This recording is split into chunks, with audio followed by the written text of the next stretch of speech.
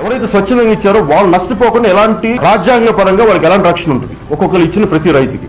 ఒకవేళ అదేది రాజపత్రం ద్వారా ధృవీకరణ పత్రాల ద్వారా ఏమీ లిఖితపూర్వకంగా లేనప్పుడు అవి ఎంత హాని కలిగి చేస్తాయి? మాట ద్వారా ఇస్తే ప్రభుత్వాలు ఎందుకు ఉంటాయి? మాట వస్తే ఇది ప్రభుత్వాలు మాట ఇచ్చేటప్పుడు కేవలం పత్రాల ద్వారా ఇస్తాయి, శాసనాల ద్వారా ఇస్తాయి. అలా ఇచ్చినప్పుడే ఏదైనా ముందుకెళ్తుంది.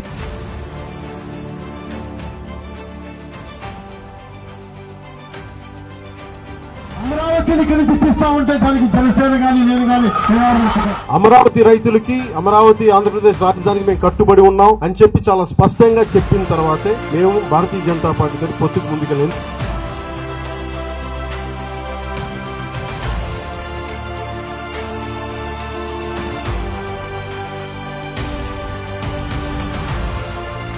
మూడు 3000 ఎకరాలు ఇచ్చి రైతులు ఈ రోజు రోడ్ల మీద పడ్డారు. లాఠీ దెబ్బలు తిన్న రక్తాలు చిందించారు. ఎకరం భూమి ఇచ్చిన రైతు కిరణ్ నాయక్ పోలీసు కొడితే అమ్మాయిని కూడా 60 ఎందుకంటే గొంతు లేదు లోపల, తనకి మూగవాడతాను. ఎవడికి చెప్పుకుంటాడు తన ఈ బాధ? తన పడ్డ బాధ ఈ విశ్వాన్ని పాలించే భగవంతుడు వింటారు. ఇది సర్వనాశనం చేస్తుంది వైసీపీ ప్రభుత్వం.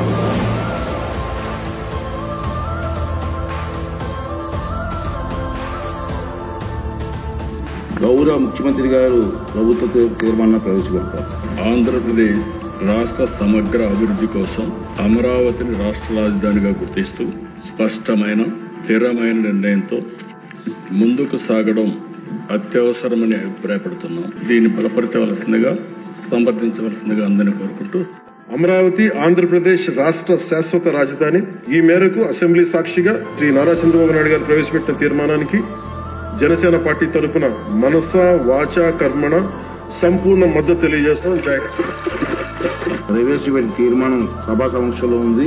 అనుకూలంగా ఉన్నవారు అవునండి, అందరూ అవునన్నారు. తీర్మానం ఏకగ్రీవంగా ఆమోదించబడింది.